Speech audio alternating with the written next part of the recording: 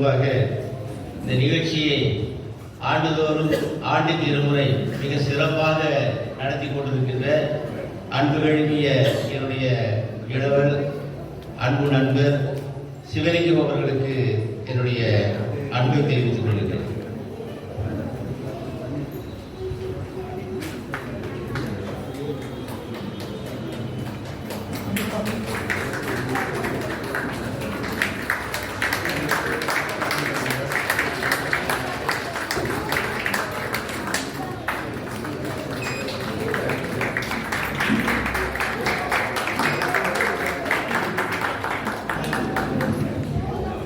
இந்த நூலை சிறப்பாக எழுதியிருக்கின்ற அன்பு கழுவிய நண்பர் அன்வர் பாஷா அவர்களுக்கு என்னுடைய மனமார்ந்த வணக்கம்.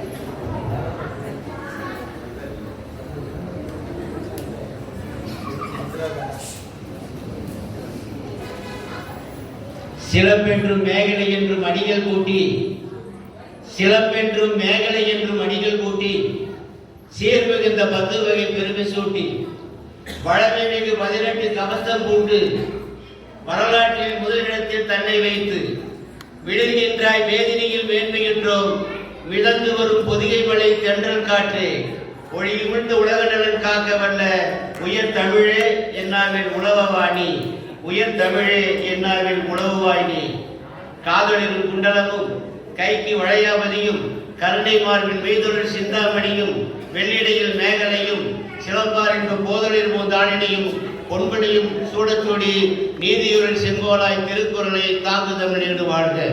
எங்கள் வாழ்வும் எங்கள் வளமும் மங்காத தமிழ் சங்கிய முழங்கும். உலக தமிழறி கழகம் சார்பில் நடைபெற்றுக் கொண்டிருக்கின்ற விழாவில் என்னுடைய நூல் அறிமுகத்தை தொடங்குவதற்கு முன்பாக அன்பிற்கினிய நம்முடைய முதன்மை கல்வி அலுவலர் அவர்கள் அவருடைய ஒத்துழைப்பின் காரணமாக வருகின்ற 4ஆம் தேதி செவ்வாய்க்கிழமை அன்று அனைத்து பள்ளி மாணவ மாணவிகளுக்கு தமிழ் இயக்கம் என்ற அமைப்பின் சார்பாக பேச்சு போட்டி நடைபெற இருக்கிறது. அதற்கு அவர்கள் மிக ஒத்துழைப்பு நல்கி ராஜா வீதியில் இருக்கின்ற பெண்கள் மேல்நிலைப் பள்ளியிலே அந்த போட்டி நடக்கிறது. பள்ளியிலே படித்துக் கொண்டிருக்கின்ற மாணவர்கள் விடுமுறை விட்டிருக்கின்ற காரணத்தால் நீங்கள் நேரடியாக பேச்சு போட்டிக்கு வரலாம். இந்த நிகழ்வு முடிந்ததற்கு பின்பு என்னை தொடர்பு கொள்ளும்படி கேட்டுக்கொள்கின்றேன். வணக்கம். அன்பிற்கினிய இந்த நிறுவனத்தின் தலைவர், இந்த உலக தமிழறி கழகத்தை தொடங்குவதற்கு முதல் புள்ளி வைத்த என்னுடைய அன்பு நண்பர், உங்களுக்கெல்லாம் தெரிந்தவர், பாசமும் பட்டு மிக்கவர், தமிழ் மேல் அளப்பரிய ஆசை கொண்டவர் ராக்கப்பனார் அவர்கள், புலவர் ராக்கப்பனார் அவர்கள். ஆக அவருடைய தலைமையிலே அவர் இங்கு வராவிட்டாலும் கூட அவருடைய அனைத்து சிந்தனைகளும் இப்பொழுது கோவையிலே என்ன நடந்து கொண்டிருக்கின்றன என்ற உணர்வுகளோடு தான் அங்கே உட்கார்ந்து சிந்தித்துக் கொண்டிருப்பார் என்ற செயல்பாட்டுக்கு காரணமான என்னையெல்லாம் இவர்களுக்கு அறிமுகப்படுத்திய புலவர் ராக்கப்பனார் அவர்களுக்கு என்னுடைய முதல் வணக்கத்தை தெரிவித்து மேடையில் அமர்ந்திருக்கின்ற மரியாதைக்குரிய முதன்மை கல்வி அலுவலர் திருமதி கீதா அவர்களுக்கும் நிகழ்ச்சியை வடிவமைத்து நடத்தி கொண்டிருக்கின்ற மரியாதைக்குரிய திரு சிவலிங்கன் அவர்களுக்கும் மேடையில் இந்த நிகழ்வுக்கு இன்றைய அமர்வின் தலைவராக இருக்கின்ற அன்பிற்கினிய பாசமிகு அபி அகாடமியுடைய நிறுவனர் மதிப்புரிய அன்பு அரங்ககோபால் அவர்களுக்கும் பாவேந்தர் இலக்கிய பேரனுடைய நீண்ட நாள் நிறுவனர் தலைவர் தம்பிதரி அவர்களுக்கும் இன்னும் இந்த நிகழ்ச்சியிலே கலந்து கொண்டு எங்களுக்கு அன்பு வழிகாட்டியாக இருந்து கொண்டிருக்கின்ற மேகலை ஸ்டீல்ஸ் நாச்சியப்பன் அவர்களுக்கும் இங்கே கீழே அமர்ந்திருக்கின்ற அனைத்து ஆளுமைகளும் பொருந்திய நண்பர்களுக்கும் அழைப்பை ஏற்று நான் கொஞ்ச நேரத்துக்கு முன்பு அலைபேசியிலே சொன்னேன், கேட்பதற்காக வந்திருக்கின்ற அன்பு பாவலர் நம்பிக்கை நாகராஜன் அவர்களுக்கும், இங்கே மிகச்சிறந்த ஆளுமைகளை இங்கே பெற்றிருந்து மேடைக்கு முன்னாலே அமர்ந்திருக்கின்ற அத்துணை பெரியோர்களுக்கும், சான்றோர்களுக்கும், கவிஞர்களுக்கும், தலைவர்களுக்கும், மாணவ செல்வங்களுக்கும், பெற்றோருக்கும் என்னுடைய வணக்கத்தை தெரிவித்து, மிக ஒரு நல்ல நிகழ்ச்சியிலே கலந்து கொண்ட பெருமையோடு இந்த நிகழ்ச்சியிலே வழங்கப்பட்டிருக்கின்ற என்னுடைய நேரத்தை சரியாக பயன்படுத்திக் கொள்வேன் என்ற நம்பிக்கையோடு உங்களை உரிய நேரத்தில் உணவு உட்கொள்ள அனுப்புவேன் என்ற ஒரு உறுதிமொழியோடு ஒரு சில நிமிடங்கள் இந்த நூலை பற்றிய செய்தியை உங்களோடு பகிர்ந்து கொள்ள ஆசைப்படுகிறேன். ஒரு நூலை எழுதுவது என்பது எவ்வளவு பெரிய செயல், எவ்வளவு அரிய செயல், எவ்வளவு சிந்தனைமிக்க செயல் என்பதை நாம் எல்லோரும் அறிவோம். இப்பொழுது நம்முடைய அன்வர் பாட்சாவை பார்த்தால் நேரடியாக பார்க்கின்ற பொழுது அழகாக இருக்கிறார் என்று சொல்லுவோம். ஏன் அழகாக இருக்கிறார் என்று சொல்லுகிறோம் என்று சொன்னால், ஒரு நீட்ட ஒரே மாதிரி சட்டை போட்டிருக்கிறார், அதே நேரத்தில் கால் சட்டை போட்டிருக்கிறார், மிக கவர்ச்சிகரமாக கண்ணாடி போட்டிருக்கிறார், நேர்வர்கள் எடுத்து அருமையாக சீவி இருக்கிறார், நல்ல முகப்பூச்சி போட்டிருக்கிறார் என்றெல்லாம் சொல்லி மிக அழகாக இருக்கிறார் என்று பார்த்தவுடன் சொல்லுவோம். ஆக அவர் நல்லவரா கெட்டவர் என்பது பின்னால். ஆக பார்த்த உருவத்தை பார்த்து உடனே சொல்கின்ற பொழிவு என்பது, மனப்பொழிவு என்பது முதல் தோற்ற பொழிவு என்று சொல்வது. அதே போல எனக்கு முதலில் இந்த நூலை பார்த்த பொழுது தன்னை அலங்காரம் செய்து கொள்கின்ற அன்வர் பாட்சா இந்த நூலை ஏன் இவ்வளவு, அதாவது ரொம்ப குறுகிய கலரோடு கண்ணுக்கு கவர்ச்சி இல்லாத கலரில் நிறத்தில் வெளியிட்டார் என்பது ஒரு கேள்வியாக இருந்தது. ஏன் என்று தெரியவில்லை. இந்த காலகட்டத்தில் மிக கவர்ச்சியாக புத்தகங்கள் வந்தாலே வந்து வாங்குவது சிரமப்படுகிறார்கள். ஆக இன்னும் கொஞ்சம் கவர்ச்சியாக நீங்கள் அடுத்த பதிப்பை போட வேண்டும் என்று என்னுடைய ஆலோசனை இங்கே தெரியப்படுத்த, ஆலோசனை தான் செய்வது அவருடைய பொறுப்பு. நண்பர்களே, இந்த நூல்ல அவர் எல்லா விதமான நூல் மதிப்புரை, எனக்கு என்ன நெருக்கடி என்று சொன்னால், ஒரு நெருக்கடி உண்டு. நூல் மதிப்புரையை பேசுகின்ற பொழுது நெருக்கடி இருக்கிறது. ஒரு நூலை வெளியிடுகின்ற பொழுது நூலை வெளியிட்டு அமர்ந்திருக்கின்ற நூலாசிரியரை பாராட்டுவதுதான் சிறப்பு. பாராட்டி அவரை மீண்டும் அடுத்த நூலை எழுத வைப்பதுதான் ஒரு தன்மையான காரணம். ஆக அதை செய்ய வேண்டும் என்பதுதான் என்னுடைய ஆசை. ஆனால் இந்த ஒரு நிகழ்ச்சிக்காக சொல்ல ஆசைப்படுகிறேன். 1987, 88களில் மக்கள் தலைவர் எம்ஜிஆர் அவர்கள் முதல்வராக இருந்த பொழுது நான் காமராஜன் அரசவை கவிஞராக இருந்தார்.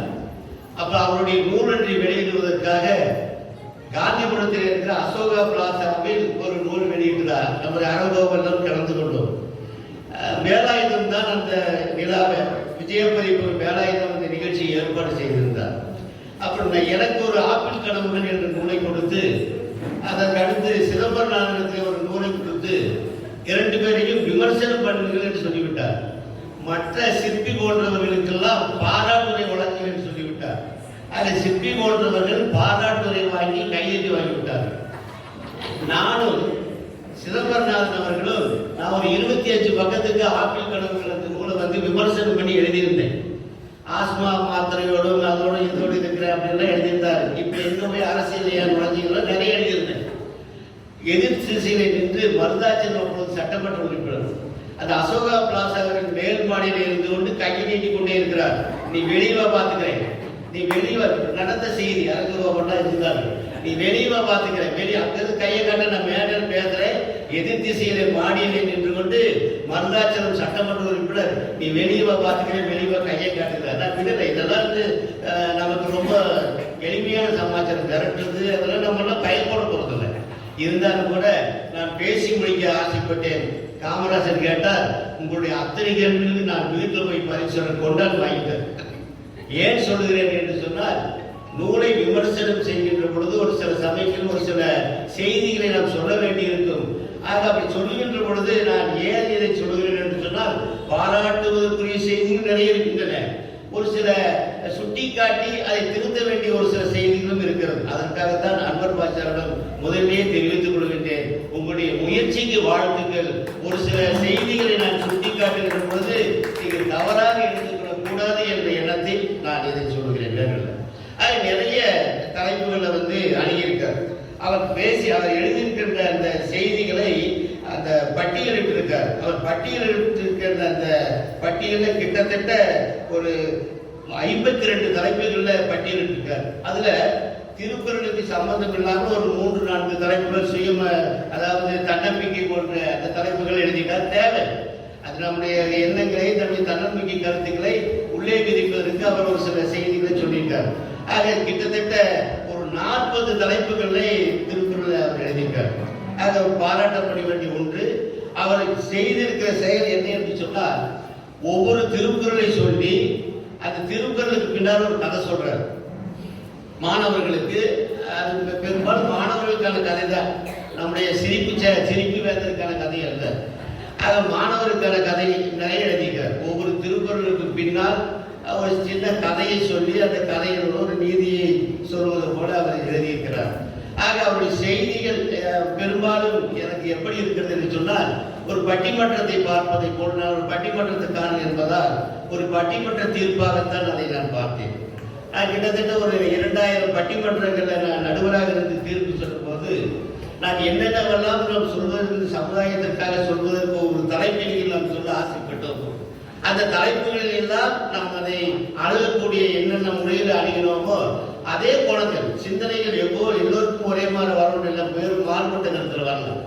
ஆக அப்படி அவர் தலைப்புகளில் பல தலைப்புகளை நான் பேசிய அந்த மலரும் விளைவுகள் எனக்கு வந்தது படிக்கின்ற பொழுது. குடும்பத்தில் இருக்கிற உறவா நட்பா, கணவனா மனைவியா, தாயா தாரமா, கூட்டு குடும்பமா தனி குடும்பமா, இது போல நிறைய தலைப்புகளை நம்ம என்ன சிந்திக்கிறோமோ அதை இவருடைய பதிவுகளாக அவர் அந்த வெளியிட்டிருக்கிறது அது சமுதாயத்துக்கு தேவையான ஒன்று என்று நான் கருதுகிறேன். மனித வாழ்க்கையில கணவன் மனைவி உறவு எப்படி இருக்க வேண்டும், சொல் எப்படிப்பட்டதாக இருக்க வேண்டும், செயல்பாடுகள் எப்படிப்பட்டதாக இருக்க வேண்டும், இந்த உறவுகள் எப்படிப்பட்டதாக இருக்க வேண்டும் என்றெல்லாம் நிறைய செய்திகளை சொல்லிக் கொண்டு வருகிறார். இன்று சிதறிவிடப்பட்ட கூட்டு குடும்பம், சிதறி போன குடும்பமாக இருக்கின்ற குடும்பங்கள் தனி குடும்பமாக இருந்து ஒரு தாயும் ஒரு தந்தையும் மட்டும் வீட்டிலே இருந்து கொண்டு தான் வெட்ட செல்வங்கள் வெளிநாட்டிலே இருந்து கொண்டு இருக்கிற அந்த சூழலை எல்லாம் அவர் சுட்டி காட்டுகிற பொழுது கூட்டு குடும்ப வாழ்க்கை இல்லையே என்று அவருடைய ஏக்கம் புரிகிறது. அதே சமயத்தில் அந்த கூட்டு குடும்ப வாழ்க்கையிலே இன்று இல்லாமல் போன காரணத்தால் அன்பு இல்லை, பற்று இல்லை, பாசம் இல்லை, உறவு இல்லை, அத்தை இல்லை, மாமன் இல்லை என்று சொல்லி அவர் வருத்தப்படுகிற ஏக்கமும் இதில் பதிவு செய்திருக்கிறார். இது எல்லாம் இன்றைய காலகட்டத்தில் அது முடியுமா முடியாதா என்பது வேறு. இன்றைக்கு ஒரு பொண்ணு போது அப்படிங்கிற அளவுக்கு இன்னைக்கு எல்லாம் இருக்காங்க. அந்த ஒரு குழந்தையை பெற்றுட்டாங்கன்னா பின்னால் அத்தை எங்க இருக்குது, மாமன் எங்க இருக்குது, மச்சான் எங்க வந்தது இல்லை. ஆக நவீன காலத்திலே நாம் வாழ்ந்து கொண்டிருக்கின்ற கால சூழ்நிலையில் இந்த கூட்டு குடும்ப வாழ்க்கை என்பது இனி வருமா என்பது கேள்விக்குறி வராது. இனி யார் விரும்பினா கூட நான் பெற்றுக்கிற அளவுக்கு மனசின் தைரியம் ஓப்பனா சொல்றேன். அந்த அளவுக்கு மனுஷன் தன்னுடைய வாழ்க்கையில சக்தியை இழந்து, திறனை இழந்து, இந்த பாலா போன அந்த தானியங்களை சாப்பிட்டு விஷம் மருந்தெடுத்து விதைகளை தின்று தன்னுடைய உடலில் இருக்கிற சக்தியை எல்லாம் இழந்து விட்டவனாக இன்று மனிதன் இருந்து கொண்டிருக்கின்ற காலகட்டத்தில் இன்று வாழ்ந்து கொண்டிருக்கிறோம். ஆக ஒன்றை பெற்றுக்கொண்டு போதும் என்று நிறைவடைகிற வாழ்க்கை இன்று வந்து விட்டதற்கு பின்பு அந்த ஒன்றை பெற்றா கூட யாருக்கு தப்பு என்று சொன்னால், உங்களை யார் பிஇ படிக்க வச்சுள்ளது, உங்களை யார் பெரிய என்ஜினியராக படிக்க வச்சு வெளிநாட்டுக்கு போற அளவுக்கு உங்களை யார் அவனை கல்வி தரத்தை உயர்த்த சொல்றது நம்ம தானே. அதை பெற்றோர்கள் அவனை படிக்க வச்சு, பெற்றோர்கள் அவனுக்கு என்ஜினியர் ஆக்கி வச்சு அவன் ஐடி கம்பெனிக்கு வேலைக்கு போ என்று சொல்லி ஊக்கப்படுத்தியது யார்? பெற்றோர்கள் தானே. அப்ப நாம சிறகை எடுத்து கொடுத்து அதை சிறகை கட்டிவிட்டு பறை என்று சொல்லிவிட்டு பறந்து போய் விட்டானே என்று நாம் பரிதாபப்பட்டு பயனில்லை. ஆக இன்றைய காலகட்டத்தில் இந்த வாழ்க்கை நீ எப்படி வாழும் என்று சொன்னால், நீ எங்கேயோ போ, காசு அனுப்பிச்சிடு, முதியோர் இல்லங்கள் அதாவது கட்டணம் செலுத்தி கவனிக்கின்ற முதியோர் இல்லங்கள் ஏராளமாக இருக்கின்றது. 50,000க்கு ஒரு கவனிப்பு, 30,000க்கு ஒரு கவனிப்பு, 70,000க்கு ஒரு கவனிப்பு என்று சொல்லி நம்மளை கவனித்துக் கொள்வதற்கு காப்பகங்கள் வந்துவிட்டதற்கு பின்னால் இதை பற்றி நாம் கவலைப்பட வேண்டிய அவசியம் இல்லை என்பதை நாம் புரிந்து கொண்டு வாழ்கிற வாழ்க்கையாக இன்று நாம் வாழ்ந்து கொண்டிருக்கிறோம். அந்த வேளை அவருடைய கவலைகள் நிறைய இந்த புத்தகத்தில் அவர் தெளிவுபடுத்தி இருக்கிறார். அவர் தெளிவுபடுத்தியது மாணவர்களுக்கு நிறைய சொல்லியிருக்கார். மாணவர்கள் ஏராளமான செய்திகளை சொல்லியிருக்கிறார். அப்படி செய்திகளை சொன்னவர் எனக்கு என்ன ஒரே ஒரு இடைஞ்சல் என்று சொன்னால், அவர் முன்னுக்கு பின்னாக ஒரு சில செய்திகளை சொன்னது எனக்கு கொஞ்சம் இடராக இருந்தது. இப்போ எப்படி என்று சொன்னால், ஒரு அவரை விதையை நிலத்துல விதைக்கிறோம். இந்த அவரை விதையை ஏன் விதைக்கிறோம்னா அவரைக்கு தெரியாது, அவரை விதைக்கு தெரியாது. அந்த அவரை விதையை பூமியிலே நட்டு வைத்ததுக்கு பின்பு நீ தண்ணி ஊத்துறோம். ஒரு மறைவாக மண்ணுக்குள்ளே கீழே விடந்த ஒரு விதையை மண்ணுக்குள்ளே ஊன்றி வைத்து விட்டு அதற்கு தண்ணீர் ஊட்டி கொண்டு இருக்கிறோம். 3 நாள் கழித்து 4 நாள் கழித்து அந்த அவரை விதை மேலே வருகிறது. என்ன சொல்லிக் கொண்டு வருகிறது தெரியுமா? ஏ மனிதா, நீ என்னை அழித்து விட விரும்பித்தானே மண்ணுக்குள் புதைத்தாய், நான் வந்து விட்டேன் பார்த்தாயா அப்படின்னு சொல்லிட்டு அந்த அவரை விதை மேலே வந்து கொடியாகி படர்ந்து காய் கொடுத்து நமக்கு உணவு தந்து அதை நம்ம எந்த திருக்குறளை சொல்லி நம்மை கிண்டல் செய்கிறது தெரியுமா? இன்னா செய்தாரை ஒருத்தர் அவர் நான் நன்மையும் செய்து விட என்ற திருக்குறளை நமக்கு நினைவுபடுத்துகிறது. இந்த ஒரு அவரை விதைக்கு இருக்கிற மனிதாயமான சிந்தனை இன்றைக்கு மனிதனுக்கு ஏன் வரவில்லை என்பதுதான் இன்றைக்கு நமக்கு கேள்வியாக இருக்கிறது. ஆக திருக்குறளை பொறுத்தமட்டில் திருவள்ளுவர் அதாவது நம்முடைய திருக்குறளை பற்றி நான் சொல்ல வேண்டிய அவசியம் இல்லை, கற்று உணர்ந்தவர்கள் இல்லையா. திருக்குறள் எந்த சமயமும் சாராதது, திருக்குறள் எந்த மதத்தையும் சாராதது, திருக்குறள் எந்த கடவுளையும் சாராதது என்று நமக்கு தெரியும், படித்திருக்கிறோம். ஆனால் இது வருகின்ற ஒரு சில வரிகள் அவர் இறைவனோடு ஒப்பிட்டு ஒரு சில செய்திகளை சொல்வது இடரலாக இருக்கிறது. ஏன் என்று சொல்கிறேன் என்று சொன்னால், இன்றைக்கு தமிழ்நாட்டிலே எல்லா விதமான செயல்பாடுகளையும் மதச்சாயம் பூசிக் கொண்டிருக்கிறார்கள். ஆக மதச்சாயம் பூசுவது என்பது வேண்டாம் என்பதுதான் என்னுடைய கேள்வி. பல இடங்களில் இறைவன் இறைவன் இறைவன் என்று சொல்லுகிறார். இன்னும் ஒரு செய்தியை சொல்ல ஆசைப்படுகிறேன். நான் நம்முடைய சிவலிங்கம் அவர்கள் சொல்ல சொல்லி மாணிக்க வாசகத்தில் ஒரு செய்தியை சொன்னேன். ஒரு திருக்குறளை வெளியிட்டு திருமாவளவன் சென்னையிலே பேசுகின்ற பொழுது கிறிஸ்துவ அமைப்பு வெளியிட்ட அந்த திருக்குறள் புத்தகத்திலே என்ன சொல்லி இருக்கிறது என்று சொன்னால், திருவள்ளுவர் ஞானஸ்தானம் பெற்று இயேசுநாதரிடம் கிறிஸ்துவ சபையிலே ஞானஸ்தானம் பெற்று வந்ததற்கு பின்புதான் திருக்குறள் எழுதினார்கள் என்ற வரலாற்றை அங்கே அவர்கள் பதிவு செய்திருக்கிறார்கள். ஆக யார் வேணாலும் என்ன வேணாலும் எப்படி வேணாலும் எழுதலாம் என்ற நிலை இன்று வந்து விட்டதற்கு பின்பு நாம் சற்று ஜாக்கிரதையாக இருக்க வேண்டும் என்பதுதான் என்னுடைய கேள்வி. உங்களுடைய குரலை அடிக்கடி நீங்கள் சொல்லுகிறீர்கள், நான் உங்களுடைய மதத்திற்கோ உங்களுடைய நம்பிக்கைக்கோ நான் எதிரானவன் அல்ல, அது உங்களுடைய தனிப்பட்ட விவரம். நீங்கள் எங்க வேணுமானாலும் உங்களுடைய மதத்தை திணித்துக் கொள்ளுங்கள், உங்களுடைய தனிப்பட்ட புத்தகத்திலே திணித்துக் கொள்ளுங்கள். இறைவனிடம் கையேந்துங்கள், அவன் இல்லை என்று சொல்லுவதில்லை, பொறுமையுடன் கேட்டு பாருங்கள், அவன் பொக்கிஷத்தை தருவதில்லை என்று மறுப்பதில் என்று ஒரு பகுதி எழுதியிருக்கிறேன். இது தேவையில்லாத பகுதி, நான் இதை நீக்க வேண்டும் என்றே கேட்டுக்கொள்கிறேன். இது ஏன் சொல்லுகிறேன் என்றால், திருவள்ளுவரை நாம் எப்படி பார்த்துக் கொண்டிருக்கிறோம் என்று சொன்னால், திருவள்ளுவர் என்ன சொன்னார், எப்படிப்பட்ட ஒரு திருக்குறளை எழுதினார் என்பதை புரிந்து கொள்ள வேண்டும். மழித்தலும் மீட்டலும் வேண்டா உலகம், பழித்தது ஒழித்து விடும் என்று ஒரு திருக்குறள் இருக்கிறது. உங்களுக்கு தெரியும், தாடி வைக்க வேண்டாம், முகசவரம் பண்ண வேண்டாம் என்பது திருக்குறள். ஆனால் அது அடிப்படையான ஒரு கருத்து இருக்கிறது, புரிஞ்சுக்கணும். திருவள்ளுவர் எந்த காலகட்டத்தில் வாழ்ந்தார் என்று நாம் சற்று சிந்திப்போம் என்று சொன்னால், சமண மதம் தலை தூக்கி இருந்த காலகட்டத்தில் திருவள்ளுவர் வாழ்ந்தவர். அந்த சமண மதம் எப்பொழுது தலை தூக்கியது என்று கேட்டால், நம்முடைய சைவம் மிக தழைத்திருந்த காலத்தில், சைவம் வேரூன்றியிருந்த காலத்தில் சைவத்தை அழித்துவிட்டு சமணம் முன்னே வந்தது. ஆக சைவத்தை அழித்துவிட்டு சமணம் முன்னே வந்த காலத்தில் அந்த காலகட்டத்தில் வாழ்ந்தவர் திருவள்ளுவர். அவருடைய அந்த பாதிப்புகள் நிறைய இருக்கிறது என்று ஆய்வாளர், நான் சொல்ல, ஆய்வாளர்கள் சொன்ன கருத்து திருவள்ளுவர் சமண காலத்தை சேர்ந்தவர் என்று நிறைய பேர் சொல்லியிருக்கிறார்கள். அதற்கானால் திருவள்ளுவரை பொறுத்தமட்டில் என்ன கோட்பாடு என்று சொன்னால், அவருடைய கோட்பாடு, அவர் மழித்தலும் நீட்டலும் வேண்டா உலகம் பழித்தது ஒழித்துவிடும் ஏன் சொன்னார் என்று சொன்னால், மழித்தல் என்பது சமணம். சமணத்துல பாத்தீங்கன்னா மொட்டையடிச்சுக்குவான், அவன் கூட எதுவும் முடியிருக்காது. சமணம் என்பது மொட்டையடிப்பது, மழித்தல் என்றால் மொட்டையடிப்பது. மழித்தலும் நீட்டல் என்று சொன்னால் சைவம் தாடி கிடத்துவது. நீட்டலும் வேண்டா உலகம் பழித்தது ஒழித்துவிட வேண்டா என்று சொல்லி நம்முடைய தத்துவார்த்த சிந்தனையை நம்முடைய திருவள்ளுவர் நாட்டுக்கு உலகத்துக்கு எடுத்து காட்டியவர் தான் நம்முடைய திருவள்ளுவர். அவருக்கு சமணமும் பிடிக்கவில்லை, சைவமும் பிடிக்கவில்லை. அவருடைய ஒரே கருத்து இறைவன் என்று சொல்லுகிறார். இறைவன் என்று யாராக இருக்கலாம், எந்த மதத்துக்கு சேர்ந்தும் இருக்கலாம். ஆக இந்த கருத்தை பொறுத்தமட்டில் தனிப்பட்ட மத சாயம் பூசாதீர்கள்.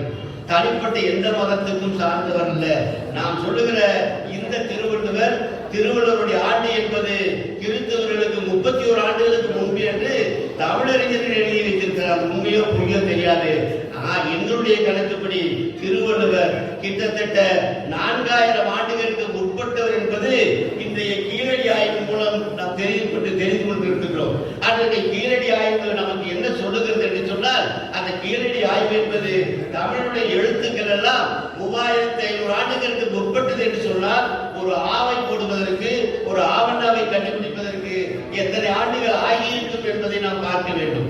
அப்படிப்பட்ட வரலாறுகளை நாம் நீண்டு பார்த்தோம் என்று சொன்னால், திருக்குறளுடைய வரலாறு 3000-4000 ஆண்டுகளுக்கு முற்பட்டது என்பதுதான் நம்முடைய கோட்பாடு. அதனால ஐயா தப்பா நினைக்காதீங்க, நபிகள் நாயகமும் அப்பொழுது பிறக்கவில்லை, கிறிஸ்துவமும் அங்கே வரவில்லை.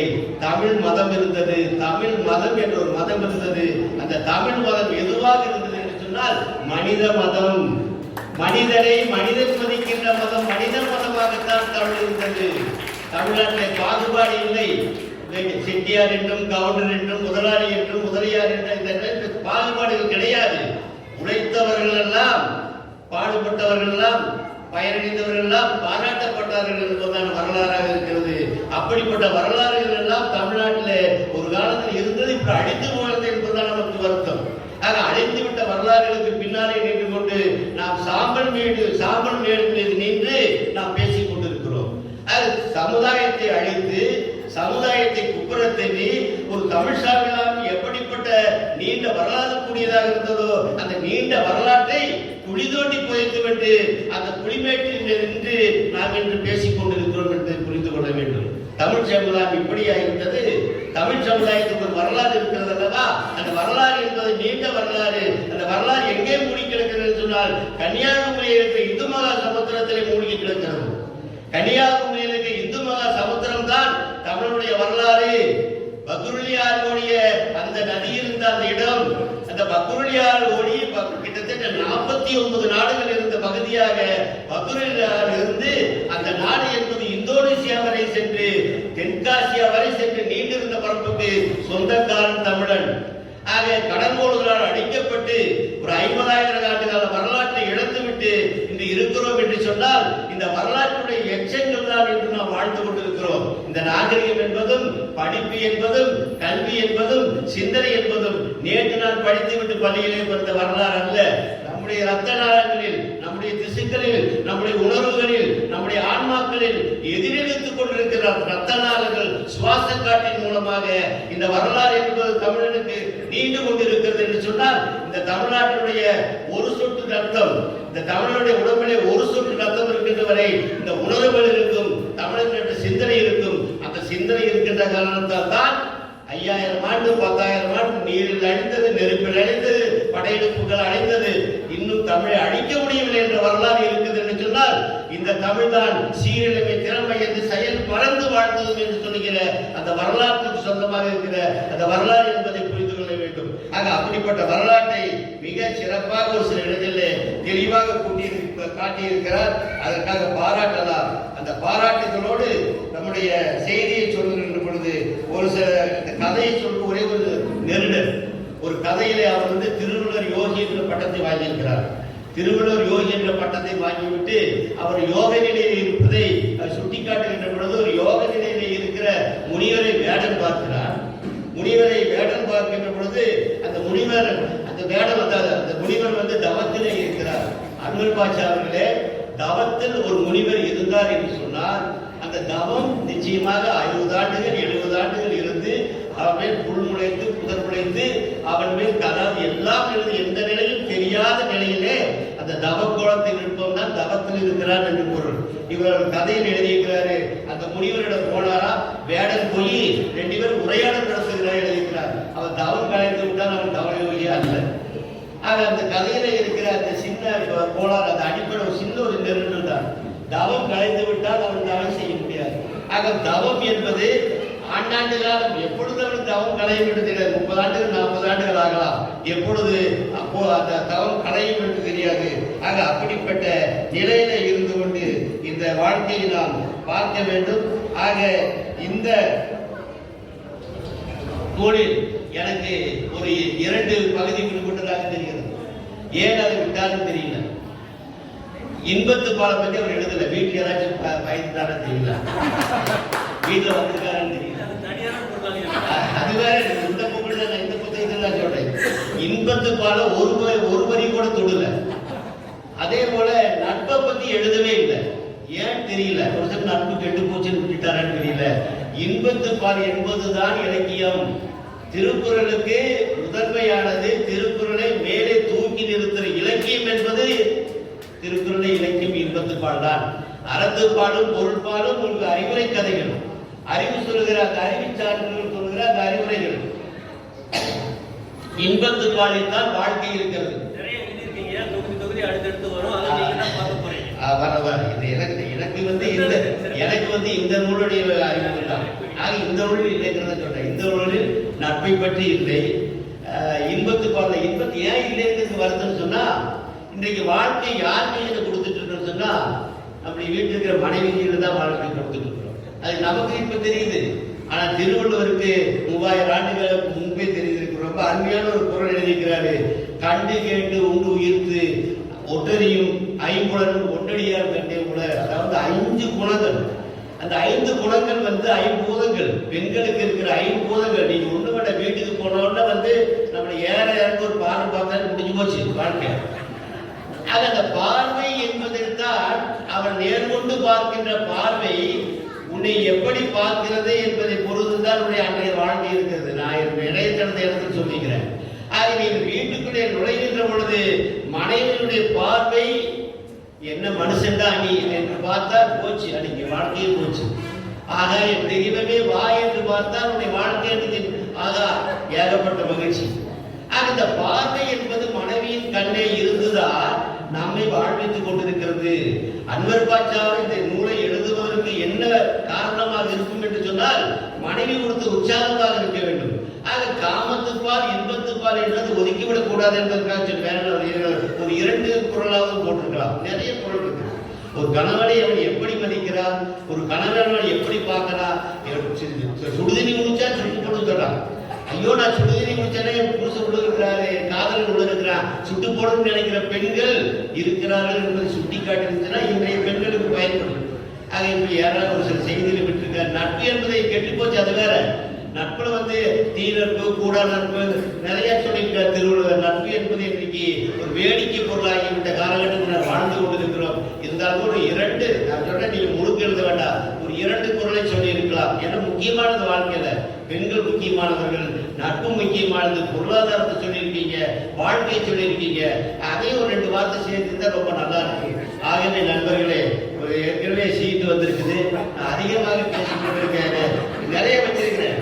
கிட்டத்தட்ட ஏன்னு சொன்னா ஒரு 4 நாட்கள நான் சென்னை அங்கிருந்து போயிட்டு வந்தேன். நேற்று இரவு ஒரு 9 மணிக்கு ஆரம்பிச்சு இரவு 12 மணி வரை படித்தேன். அதற்கு பின்பு இன்று காலை 5:30 மணிக்கு ஆரம்பிச்சு 8:45 மணி வரை இதை குறிப்பிடுறது. கிட்டத்தட்ட நிறைய எடுத்துக்கிறேன். விட்டா ஒரு 1.5 மணி நேரம் பேசுவேன். நிறைய இருக்கு. இந்த உள்ள நிறைய திரிச்சு வச்சிருக்கேன் பாருங்க, நிறைய வச்சிருக்கேன்.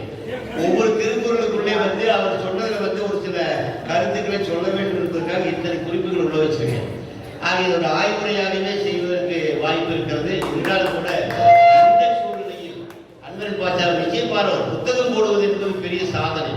அந்த சாதனையை அவர் செய்திருக்கிறார். அதற்காக என்னுடைய வாழ்த்துக்கள். இருந்தாலும் ஒரு சில செய்திகளை சுட்டி காட்டுகின்ற பொழுதுதான் மாணவர் குழுத்தை வந்தால் இழந்த இப்ப 4 பேர் புத்தகம் வாங்கிட்டு போவீங்க, அதுல மாறுபட்ட கருத்துக்கள இனத்தாக பேசலாம். இதையெல்லாம் ஏன் சுட்டி காட்டலான்னு உங்களுடைய அறிவார்ந்த சமுதாயங்களும் தெரியும் அவ்வளவு தெளிவானவர்கள் என்று.